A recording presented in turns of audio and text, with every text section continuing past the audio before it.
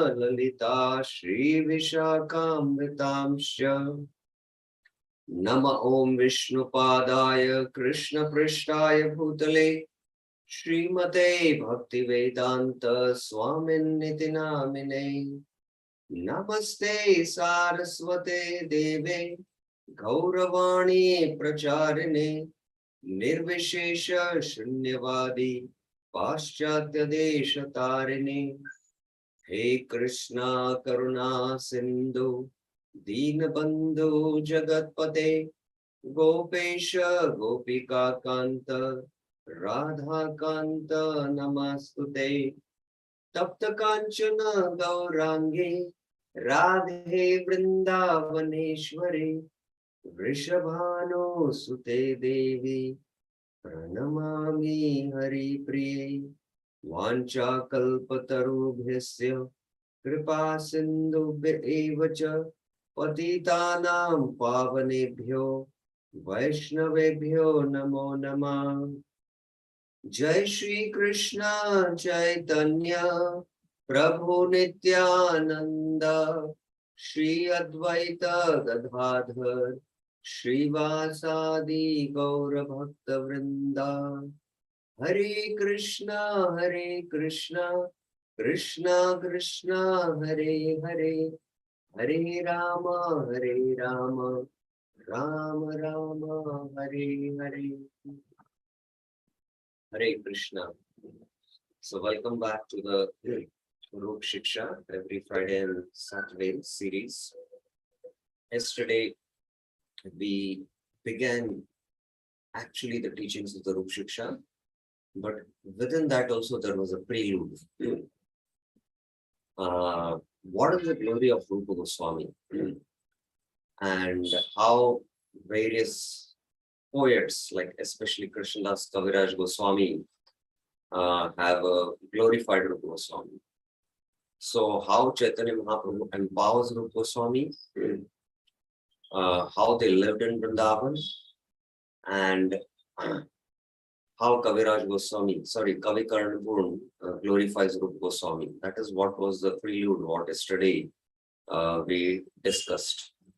What all Chaitanya Mahaprabhu taught, Krishna Tattva Bhakti Sabha Shikaila Prabhu Bhagavata Shithan. And then Shakti Sancharila. And then Kavi Karnapur glorifies in many of his verses in the Chaitanya Chandra Natak. We saw all these verses.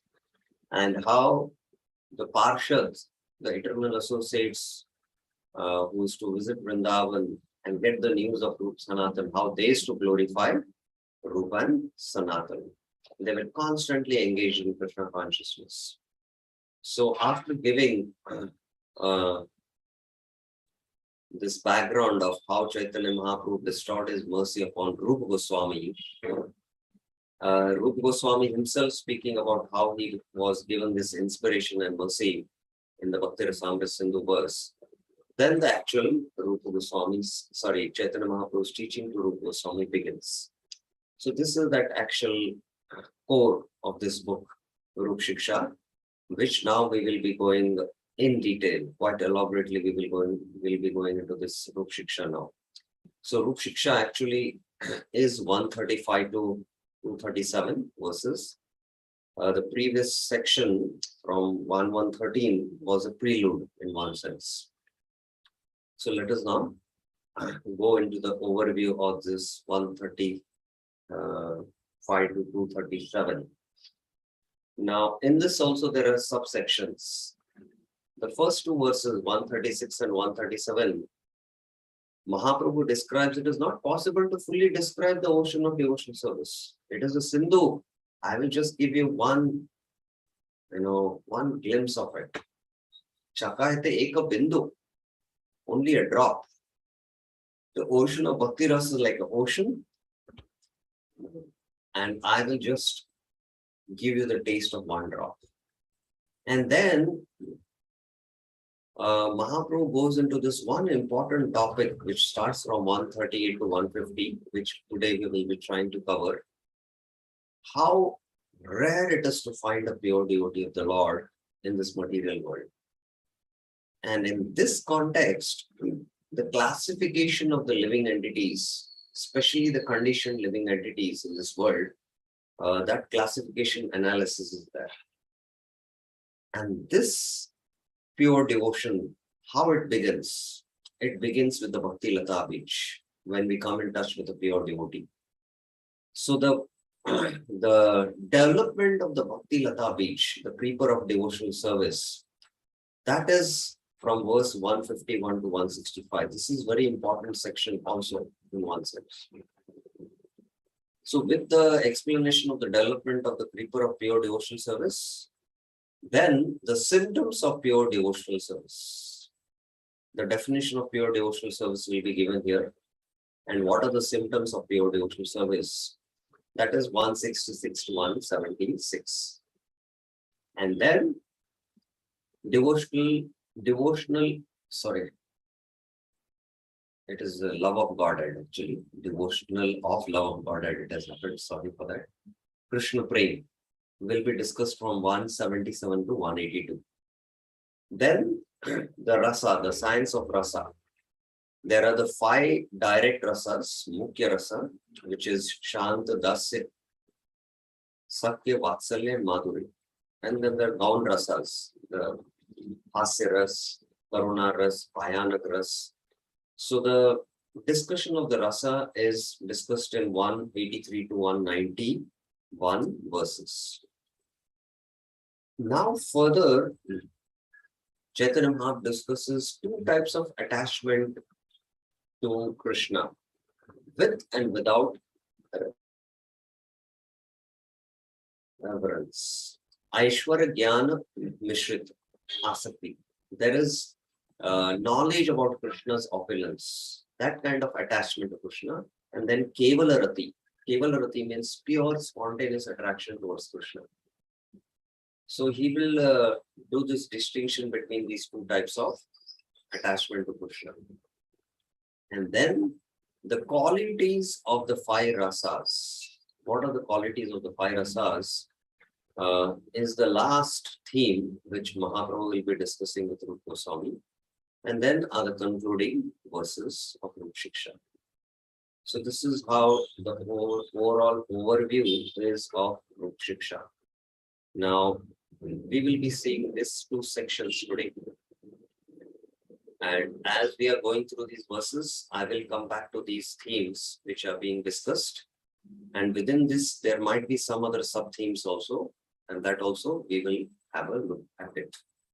Now, as we are going verse by verse, devotees, if they have questions, they are always free to raise their hand and ask. Okay. Mata Dashadina Prayage Rahiya Shri Rūpa Śikṣā Dila Śikṣā. For 10 days, Dashadin, Sri Chaitanya Mahaprabhu stayed at Prayag. Mata Dashadina Prayage Rahiya. He stayed at Prayag and instructed Rūpa Goswami, Shri Rūpa Śikṣā Dila, empowering him with the necessary potency, Shakti Sancharya. So, in this way, for 10 days, Rūpa Goswami was instructed by Chaitanya Mahaprabhu. Now, Srila Prabhupada comes to this explanation of Shakti Sancharya. What exactly it means to, be empowered by the Lord. Yesterday, many times in the glories of Rūpa Goswami, it was mentioned many times in the verses Shakti Sancharya, but Prabhupada is going to now elaborate. This is the confirmation of the statement, Krishna Shakti Vina Nahi Tara Pravartan. Without being empowered by Krishna Shakti, one cannot spread the Krishna conscious movement. Unless one is specifically empowered by the Supreme Personality of Godhead, he cannot spread the Krishna conscious movement. An empowered devotee sees and feels himself, sees and feels himself to be the lowest of men. So this is a paradigm shift in the consciousness of a jiva.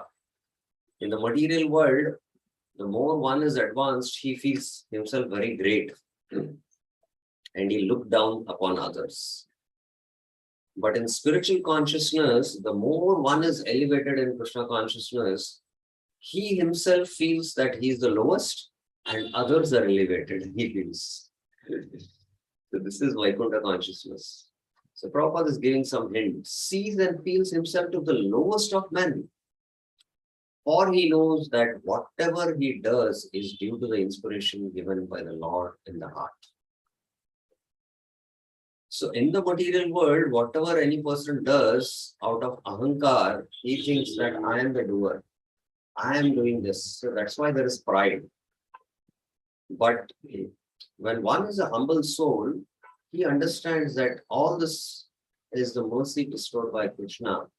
And Krishna, using me as an instrument, is getting these things done. So he always feels humble. And he is getting this inspiration from the Lord. So that's why there is no pride in such an empowered devotee. He is naturally humble. This is one of the qualities of a pure devotee. So that inspiration, where it is coming from within the Lord, and how this inspiration comes, which is a verse in the Gita which speaks about how the Lord inspires from the heart. Anyone knows which is the verse in the Gita which speaks about this inspiration coming from the heart? That the Lord directly inspires the devotee from the heart. Anyone knows which verse in the Gita it refers to? You can try. Specifically, I can give a hint. It is there in the 10th chapter of the Gita. Anyone would like to try? Okay, let us see. Prabhupada is going to quote it. This is confirmed by Lord Sri Krishna in the Bhagavad Gita 10.10. Tesham satata yuktanam ajatam priti purvakam dadami buddhi yogam tam yenamam upayanti te. For those who are constantly devoted to serving me, Tesham satata yuktanam. So here we have to mark satata yuktanam. You are linked to the Lord continuously. There is no break. And bhajatam priti purvakam. Serving me with love. I give the understanding by which they come to me. Dadami buddhi yogam. So the Lord in the heart is giving direct inspiration for the devotee how to spread the Krishna conscious movement. So this is what Srila Prabhupada is speaking about. To be empowered by the Supreme Personality of Godhead, one has to qualify himself. So what is the qualification to become empowered? Prabhupada is going to throw a bomb now. This means one must engage 24 hours daily in the loving devotional service of the Lord. So 24 hours daily. Because the term here used in the Gita is Tesham Satata Yuktana. And they are doing bhajan with Priti Purvakam. For them, Krishna directly gives the inspiration in the heart on how to spread the Krishna conscious movement. So here is the criteria to practice pure devotion. Pure devotion means 24 hours without any break. So Prabhupada is explaining the secret of empowerment, that one must be engaged 24 hours daily. So one might think, how is it possible? Even, we sleep 6 hours. So that 6 hours, what we sleep because the body has to take rest. So that next day the body can be engaged in Krishna service. So that sleep is also a service in one sense. The Goswamis and Prabhupada Bhaktivinoda Thakur is to sleep only 2 hours or 2.5 hours, which is not possible for ordinary living beings. They were eternal associates of the Lord. But at least Prabhupada says the standard is 6.5 hours. So that sleep is also service. And especially if you're sleeping in the Dham, like Vrindavan, Mayapur, Jagannath Puri, then according to the glories of the Dham, Your sleep is also like offering dandavats to the Lord. So that is like engagement of the body in Krishna service. So in that sense also you are engaged while sleeping. Otherwise, we should see it as the sleep as service to the Lord, so that the body can be very engaged in Krishna service. But apart from this sleep of 6.5 hours or max 7 hours, what about other times when you're awake? Are we constantly engaged in the Lord's service without any interruption? So the more one practices devotion, especially the chanting and hearing, the more one is attracted to the Lord. And as this attraction grows over the period of time and years, then naturally one will become more devoted to the Lord. And slowly we have to come to the standard. So here Prabhupada is giving the secret for empowerment. Now Prabhupada says, to be empowered, maybe you have to be a special personality, a special character. I'm not that character. Now Prabhupada says, the material position of a devotee doesn't matter, because devotional service is not dependent on material considerations. I'm coming from a very elevated aristocratic family. I'm qualified to be empowered. No. It doesn't depend on any material considerations. Prabhupada is giving the example of Rūpa Goswami. In his earlier life, Rūpa Goswami was a government officer and a grihastha. He was not even a brahmachari or a sannyasi. He was associated in Yuvanas. But because he was always eager to serve, he was qualified recipient for the Lord's blessing. So if you see Rūpa Goswami, what was his background? He was a grihastha, he was not a brahmachari or a sannyasi, and he was associated with lechas and yavanas. But his only qualification was that he was eager to serve. So this is the qualification. This is what Krishna sees, how much eager we are to serve. That eagerness, utkantha, it is called in Sanskrit, utkantha. Samutkanta, samukrupena utkanta. That eagerness to serve. Eagerness is enthusiasm. Enthusiasm is the sign of love. A sincere devotee can therefore be empowered by the Lord regardless of his situation. In the preceding verse from the Bhakti Rasamrita Sindhu, Srila Rūpa Goswami has described how he was personally empowered by the Lord.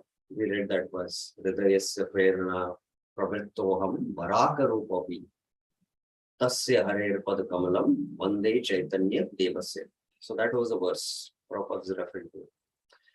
He further states in the Bhakti Rasamrita Sindhu, this was one verse which Rūpa Goswami himself had quoted. We had seen that. I'll show you this verse. Sorry. Hridayasya Preranaya Pravit. This is a Bhakti Rasamrita Sindhu verse. So Prabhupada is quoting another verse from the Bhakti Rasamrita Sindhu. He further states in the Bhakti Rasamrita Sindhu, he refers to here Rūpa Goswami. Ihayasya harer dase karmana manasahira nikalasva avastasu jivan mukta sa uchyate. A person acting in the service of Krishna with body, mind, and words. Yaha yasya harer dase. Karmana. Karmana means with the body. Manasa means with the mind. Vira means with the words. Is a liberated person even in the material world. Jivan mukta. Nikalaha apya avastu. Although he is engaged in so many activities, but still he is liberated because he has engaged his body, mind, and words in Krishna's service. To keep oneself free from material contamination and to attain the Lord's favor, one must be sincerely eager to render service to the Lord. So here Prabhupada is again coming to that point, sincerity and eagerness. These are the two qualifications to render service to the Lord and to be empowered by the Lord. This is the only qualification necessary. As soon as one is favored by the mercy of the spiritual master and the Lord, Guru Krishna Prasad Kripa, one is immediately given all the power necessary to write books and propagate the Krishna conscious movement without being hampered by material considerations.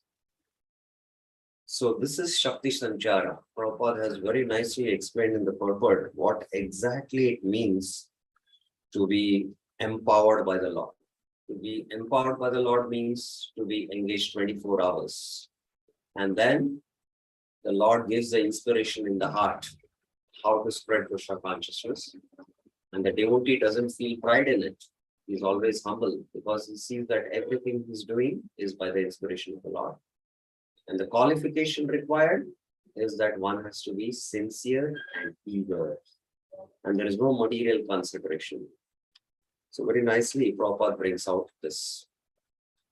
Now, in 2 verses, Chaitanya Mahaprabhu is going to speak that the length and breadth of this Bhakti Ras I cannot describe, but I will give you 1 drop of it. Prabhu kahe shuno Rūpa Bhakti Rasira Lakshana Sutra Rūpe kahi Vistaranayaya Varnan. Shri Chaitanya Mahaprabhu said, Prabhu kahe shuno Rūpa Bhakti Rasira Lakshana. My dear Rūpa, please listen to me. It is not possible to describe devotional service completely. Vistaranayaya Varnan. Therefore, I'm just trying to give you a synopsis of the symptoms of devotional service. Sutra Rūpe. Just a synopsis I'm going to give. Parapar Shunya Gabhira Bhakti Rasa Sindhu Tomake Chakaite Tara Kahe Eka Bindu. The ocean of transcendental mellows of devotional service. Bhakti Rasa Sindhu is so big, par, that no one can estimate its length and breadth. Par means the length and breadth. It is unlimited. It is without length and breadth. Par refers to length and breadth. Shunya means with no limits. However, just to help you taste it, Tomake Chakaite means I'll give you some taste. I am describing but 1 drop. Kahi Eka Bindu. I'm going to only describe 1 drop of it. So in 2 verses, Mahaprabhu is explaining, and now he begins the actual teachings. So as I was mentioning, not possible to describe fully the ocean of devotional service. 136 and 137 we referred. Now, this section, 138 to 150, very rare to find a pure devotee of the Lord. So this is the section we will be discussing now. Now, within this section also, you'll see there are very important topics in 138 to 150. Very rare to find a pure devotee of Krishna. So first, Mahaprabhu will speak the position of the living entity in the material world. What is the position of the living entity? Then he'll speak about the classification of the categories of living entities and how among the living entities, the devotee is the topmost living entity. And the devotee, the pure devotee, is very rare to find. So these are the themes which Mahaprabhu is going to speak in this very section from 138 to 150. Okay, let us start. Aita Brahmanda Bhari Ananta Jiva Gana Chaurasi Laksha Unite Karaya Brahmana. There are unlimited living entities, Ananta Jiva in this universe, Aita Brahmanda Bhari. There are limitless living entities, Ananta Jiva. Chaurasi Laksh in 84 lakh species. Chaurashi Laksha Unita, human species. And all are wandering within this universe. Karaya Brahman. We are all wandering in this material world. And you know why we are wandering in this material world? We are wandering in this material world in search of true love and true happiness, which we are not aware sometimes until we come in touch with a devotee. So there are 84 lakh varieties of species, and the jivas are unlimited, and they are wandering in this universe in these different species of life. Now, Prabhupada gives a quite elaborate purport on this. This is the challenge to so-called scientists and philosophers who presume that there are living entities on this planet only. Brahmanda, these 84 lakh species are spread throughout the entire universe. It's not that they are all only on planet Earth. So Prabhupada uses this purport to smash the modern scientist understanding. So-called scientists are going to the moon and they say that there is no life there. This does not tally with Chaitanya Mahaprabhu's version. He says that everywhere within the universe there are unlimited number of living entities in 84 lakh different forms. So the living entities are spread in the entire universe, and in the entirety of the universe there are different forms also, and there are 84 lakh forms. Some forms are prominent in some parts of the universe. But in general, all the forms are spread in the entire universe. So that's the important point. Like, to give an example, like in the ocean where water element is there, the aquatic forms are more prominent there. There are no forms with 4 legs which are there within water. And similarly, on land, the moving living entities are more prominent. The aquatics are not prominent. Similarly, in the higher planetary systems, there are particular living entities which are more prominent there. But there are different varieties of species which are spread in the entirety of the creation. In the Bhagavad Gita, we find that the living entities are sarvagata, which means they can go anywhere. So the living entity can go anywhere in this universe, and within these 84 lakh forms of species. This indicates that there are living entities everywhere. Sarvagata refers that the living entities are everywhere. They exist on land, in water, in air, in fire, and in ether. So this Bhumandal is prominently, Earth. Earth is a prominent element, earth and water, you can say. So you can find earthly bodies. There is the sun, which is prominently of a fiery element. So there are living entities having fiery bodies there. So similarly, these species exist in different parts of the universe. Thus, there are living entities in all types of material elements. So here on Earth, the material element is mostly earth and water. In the sun planet, the living entities have material elements which are prominently made of fire.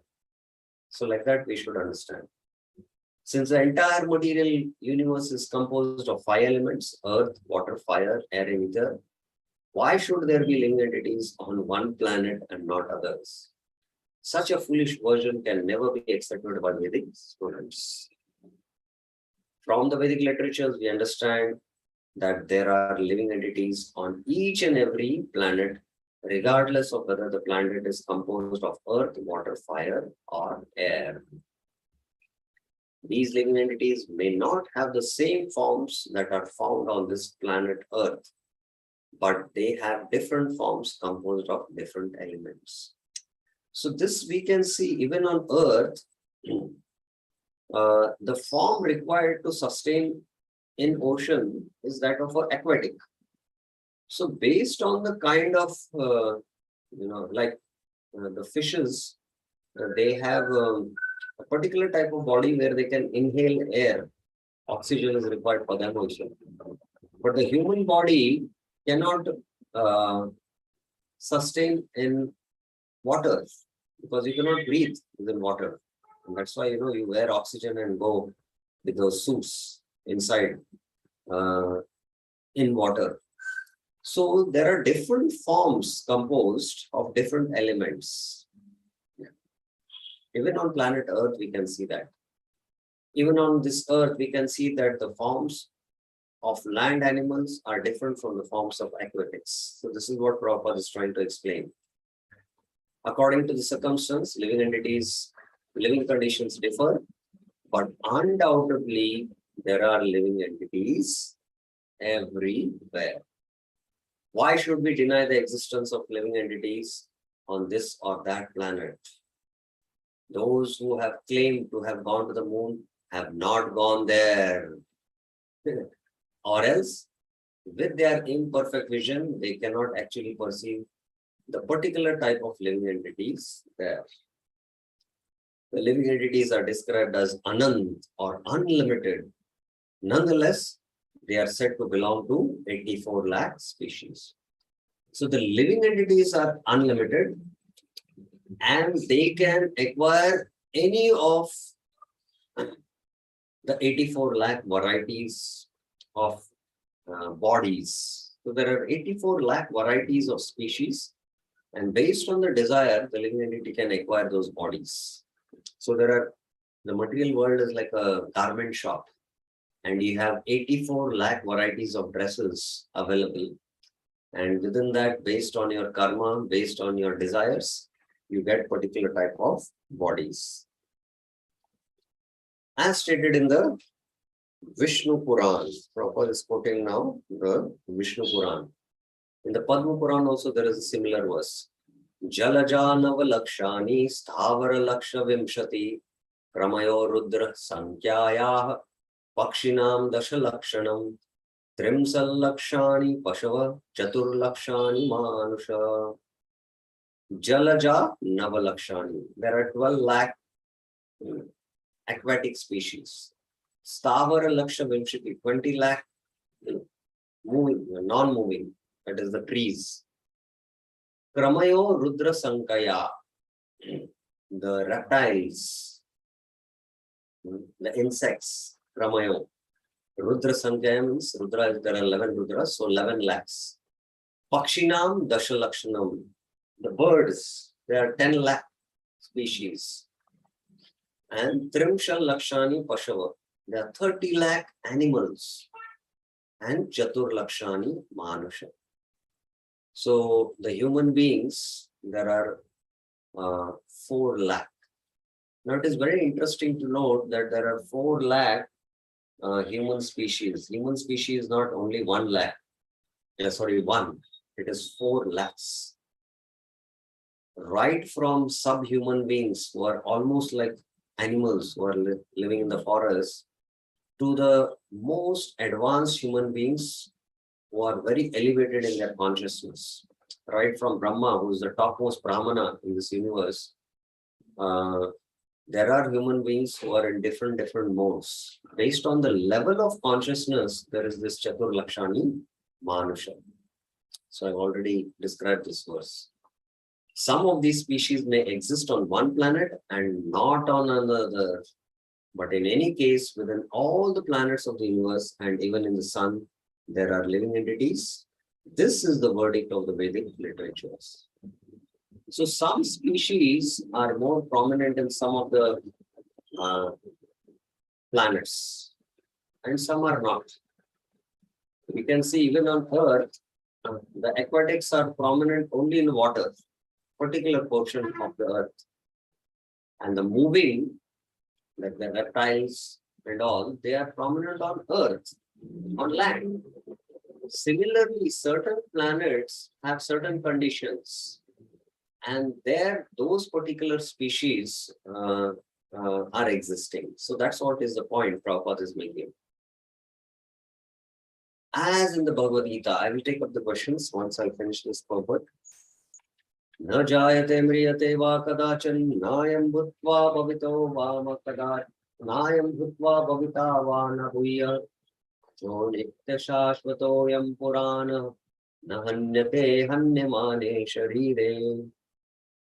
For the soul there is no birth or death. It has not come into being, does not come into being, and will not come into being. Nayam Bhutva Bhavita Vana Bhuya. He is unborn, eternal, ever existing, and primeval. He is not slain, but the body is slain. Prabhupada is quoting this verse. Why is quoting? Since the living entities are never annihilated, they simply transmigrate from one life form to another. So Prabhupada is quoting this verse to explain that the living entity is eternal and it takes on, or it undergoes transmigration from one body to another body, or one form to another form.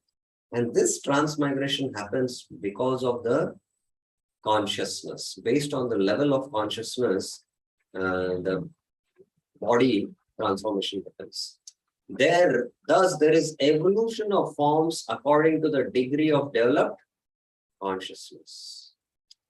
So the lowest consciousness is Jalaja, those who are in the aquatics. From there, the consciousness slowly evolves of the species who are on land. And like that, the consciousness ultimately comes. The highest evolved consciousness is there in the human form of life. One experiences different degrees of consciousness in different forms. A dog's consciousness is different from a man's. Even within a species, we find that the father's consciousness is different from his son's, and that a child's consciousness is different from a youth. Just as we find different forms, we find different states of consciousness. The child, in that child form, its level of consciousness is not still developed. As he becomes a youth, the consciousness develops. And as he becomes mature, his consciousness further develops. So within one species also, in the human form, from childhood to youth, and then further maturing as a matured youth, the consciousness evolves. When we see different states of consciousness, we may take it for granted that the bodies are different. This is also confirmed in the Bhagavad Gita. Yam yam vapi smaran bhavam tajantante kalevaram tam tameveti kaunteya sadatat bhava bhavita. One's consciousness at the time of death determines one's type of body in the next life. This is the process of transmigration of the soul. Varieties of bodies are already there. We change from one body to another in terms of our consciousness. So Prabhupada, in this whole purport, if you see, firstly, he refutes the so-called scientific theory that there is only life and variety only on planet Earth. There are all types of varieties of species spread in the entire creation. And then the Jiva can acquire any of these 84 lakh varieties of bodies based on the consciousness. So these forms, this is again refutation of the Darwin's theory, that these forms, gradually from man, from an ape or a monkey has evolved to the human form. So if he has gradually evolved, then the other forms should become extinct. They are simultaneously existing. So these 84 lakh varieties of species or bodies are existing, and based on the consciousness of the person, he takes on those forms. Just like, you go to a housing board, there are flats available which are 3-bedroom, 2-bedroom, there is penthouse, there is single bedroom. And based on your income or what is your status in the status of life, whether you're in the lower class, middle class, or the upper middle class, what you can afford for, you will buy a house which is single bedroom or a double bedroom or a 3-bedroom or a penthouse. Similarly, based on the level of consciousness, you will acquire a particular kind of body, and that he is doing in this last section of the purport. So Dhirendra Yadav had a question. You can take up that now. Yes, Prabhuji. Hare Krishna, Prabhuji, Dandavat Pranam. Prabhu, just wanted to confirmation. This you mentioned Chaturlakshani Manusha. That means this 4 lakhs kind of human being, they are this differentiation only based on consciousness, or Yeah, it is definitely based only on the level of consciousness. All have these human forms, but some are still, although they are having the human form, they are into animalistic life of eating meat and all. So that's why there is Brahmana, Kshatriya, Vaishya, Shudra, and then there are lower classes. If you see, there is also Sapacha. Sapacha is a dog eater. So like that, they have the human form, but their consciousness varies. So that's why in the entire creation, right from the upper planetary systems, right from Satyaloka, the highest level or developed level of consciousness is that of Lord Brahma, who is a pure Brahmana, Pakka Brahmana. And then there are also in the hellish planets human forms of life who are almost like, like animals. They are having human bodies. So, like that, we can see that even the human species are spread in the length and breadth of this universe. And all this division is based on the level of consciousness. Is it clear from you? yes, Prabhu. Thank you very much. Thank you very much. Any other questions regarding this purport, what we discussed? Okay, so we'll now go to the next verse.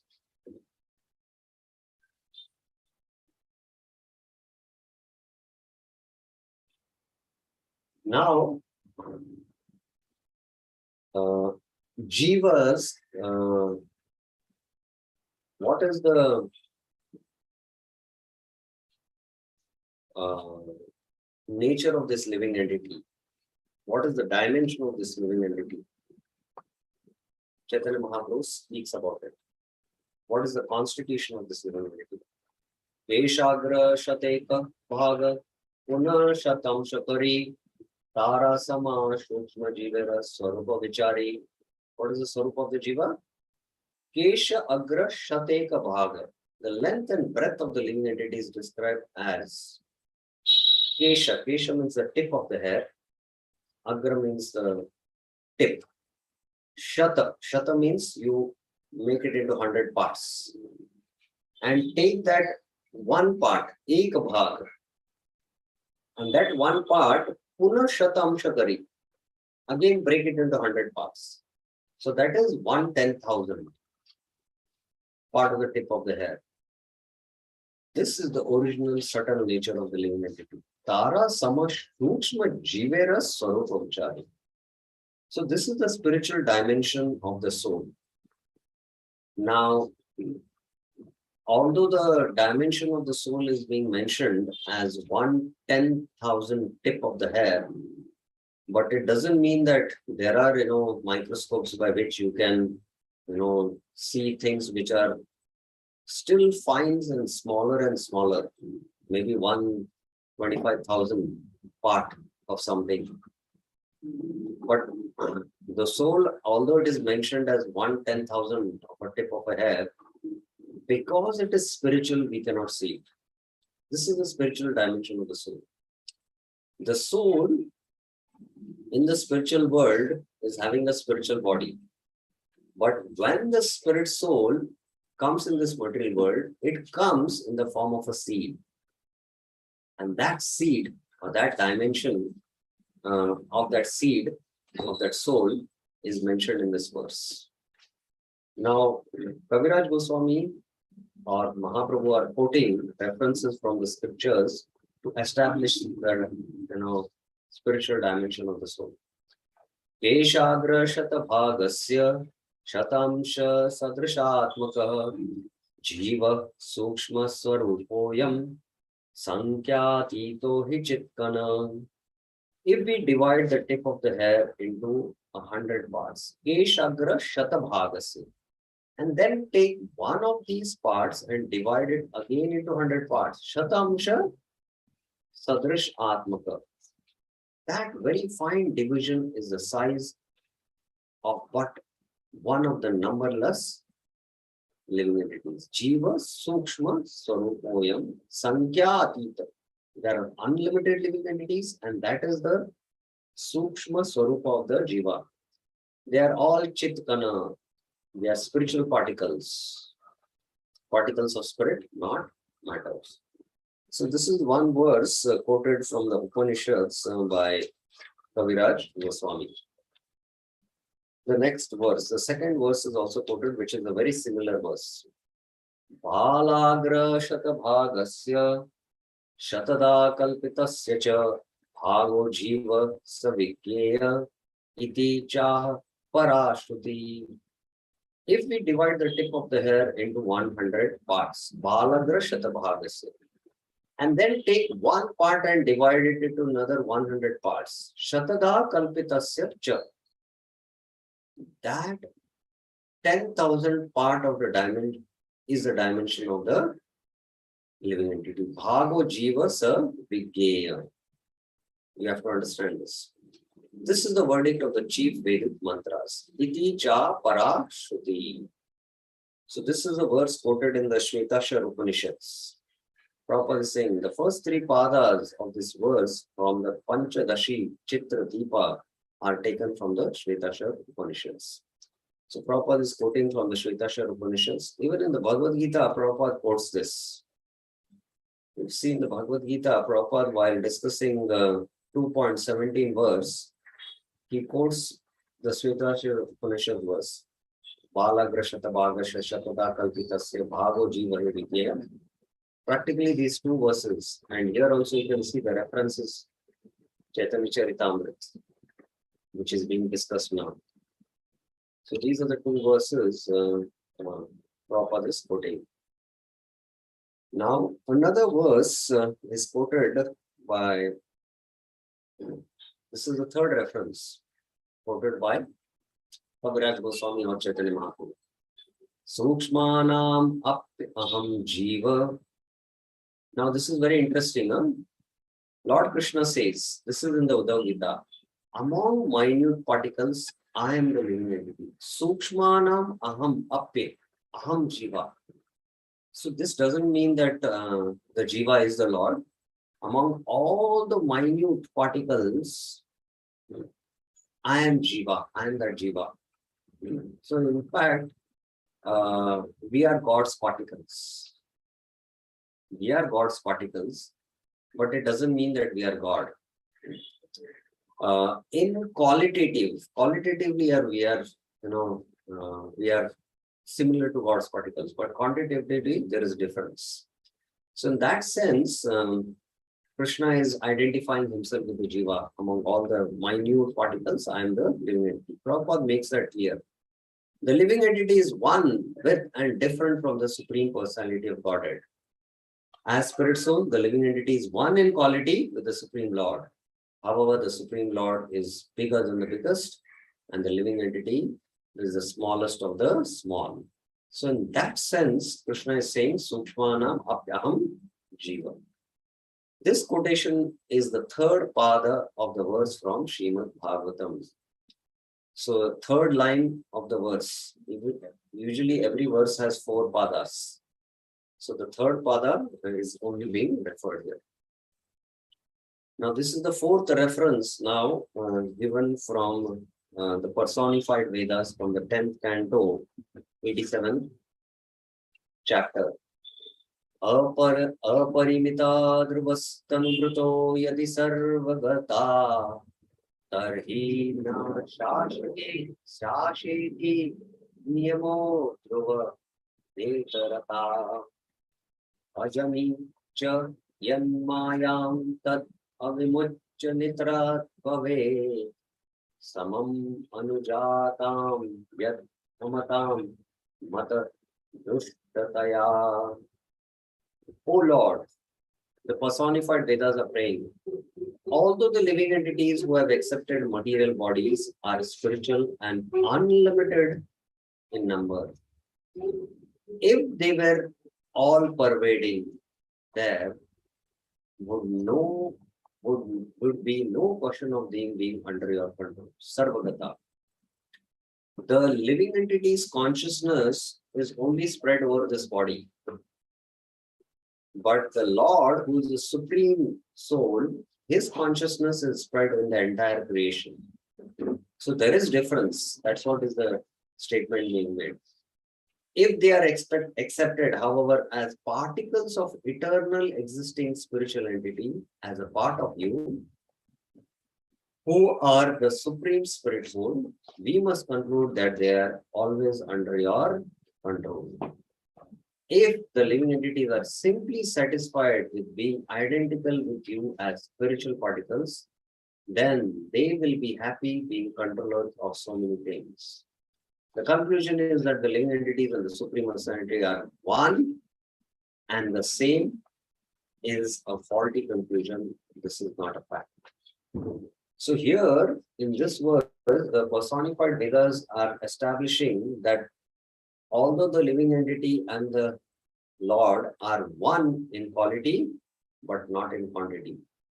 If they are one in quantity, then they would not be under, they would be independent controllers, but they are controlled here by material nature. And that's why the Lord is controller, the living entities are controlled. So this is the quantitative difference between the living entity and the supreme living entity, that is the Lord. So this is being established from the, this is another verse which is being quoted. Now, Prabhupada in the purport says this verse, Srimad Bhagavatam 1087, is spoken by the personified Vedas. The personified Vedas are offering obeisance unto the personality of Godhead, and they are quoting and they are glorifying the Lord. Lord Krishna confirms this statement in the Bhagavad Gita. Mamevamsho Jiva Loke Jiva Bhuta Sanatana. The living entities in this conditioned world are my eternal fragmental parts. Also, we quoted that Uddhav Gita quotes verse. Sukshmanam aham apya jiva. Among all the minute particles, I am that jiva. Because the jiva is part and parcel of the Lord. Lord Krishna personally identifies himself with the minute living entities. Lord Krishna is the supreme spirit, super soul, and the living entities are his very minute part and parcels. Of course, we cannot divide the tip of the hair into such fine particles, but spiritually such small particles can exist. So this dimension of the soul, which is being very graphically described in the Upanishads, it's not that literally you can take the tip of the hair and then cut it into 100 parts and take that one part and then again cut it into 100 parts. So this is just to give an understanding how fine is the jiva, dimension of the jiva, and it is a spiritual dimension. It cannot be measured by any material means. So that's why Prabhupada is mentioning we cannot divide this. But there are spiritual particles. Chit Kana means particles. And this is the dimension of the soul. And the soul, as I mentioned, comes in the seed form when it comes in this material world. And this is how it has been defined. Spiritual strength is so powerful that the mere atomic portion of the spirit can be the biggest brain in the material world. The same spiritual spark is within an ant and within the body of Brahma. So this is how amazing it is, Ashcharya. If you have a small car, you need 2 batteries to run a car. And if you have a bigger toy car, you might need 10 batteries to run that car.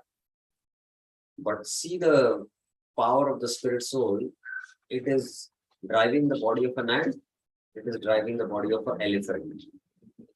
Okay. So that is the spiritual energy. According to karma, material activities, the spiritual spark attains a certain type of body. Material activities are carried out in goodness, passion, ignorance, or the combination of these 3. According to the mixture of the modes of material nature, the living entity is awarded a particular type of body. This is the conclusion. So these were the few verses which were quoted. Now, we will stop here and take up questions because time is up. And we will continue our discussion in the next class. So there is a question here. Yes, Mataji. Hare Krishna Prabhuji. I have one query. We are the part and parcel of Lord. So, what is that thing which makes us fall prey easily to the effect of Maya? Why can't we in that Sattva Rūpa all the time? Yeah. So the living entity is part and parcel of the Lord. Then what is it that makes the living entity fall trap to Maya? The Lord, it's not that create, because there is no creation in the spiritual world. The Lord has these unlimited parts and parcels, the jivas, in order to have loving reciprocations and increase rasa. And the Lord gives that freedom to the living entity, because love means there has to be freedom. And because the Lord is Shaktiman, and the living entities have been given these godly qualities also. So the Lord is the controller. The living entity is also, in one sense, having this quality of controller. The Lord is the enjoyer. And because the living entities are particles of the Lord, so the tendency to enjoy is there. But by constitution, the Lord is the enjoyer, the living entities are meant for the Lord's enjoyment. And by participating in the Lord's, by giving Lord the enjoyment, they also enjoy naturally. But because this freedom is there, because I mentioned as in love, there has to be freedom.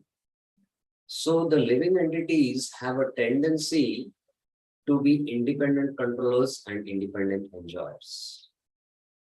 And because Lord has this quality, and that's why the living entities sometimes cut their relationship with the Lord and come in this material world to imitate the Lord as Ishwar, controller and enjoyer. So that is the reason.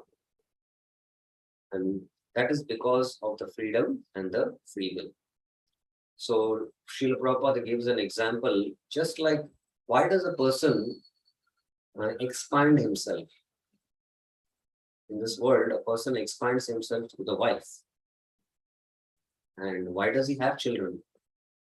Because in order to increase his happiness, to enjoy. So that's why, we have children. Similarly, the Lord, in order to enjoy himself, he expands himself into unlimited jivas in order to have loving reciprocations and relish rasa. So, but the Lord, out of his magnanimity, he also gives that same quality what he has, but in minute quantity, as enjoyer and controller. We are having that quality, but by constitution, we are not the enjoyers and controllers. The Lord is the supreme enjoyer and controller. The living entities are, the Lord is a predominator, the living entities are predominated. We have been created.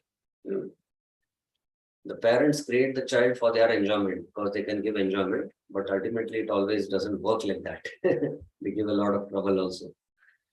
So the Lord also creates the living entities for expanding his rasa, and that is why there is loving reciprocation, there is free will, and when there is free will, then the living entities can misuse that free will in order to become independent enjoyers and controllers. And that's why this material world is there, where the living entity can imitate. And when he comes back to his senses, then he will again situate himself in his constitutional position. Jivera Sarupoi Krishnera Nitya Das. I hope it is clear, Mataji. Yes, Prabhuji. Thank you. So now today we began with the root Śikṣā. First of all, Bhakti-Rasamrita Sindhu. What I'm going to give this knowledge, Chaitanya Mahaprabhu says there is no length and breadth. No one can estimate. I will just paste you one drop. And then how the living entities in different varieties of species, which are unlimited, are wandering. We elaborately went into the purport. And then Chaitanya Mahaprabhu and Kaviraj Goswami are giving quotations to establish this statement. Now further division of the living entities, which will come up, that we will see in the next class. Srila Prabhupada ki Jai, Shri Rūpa Goswami Pad ki Jai, Shri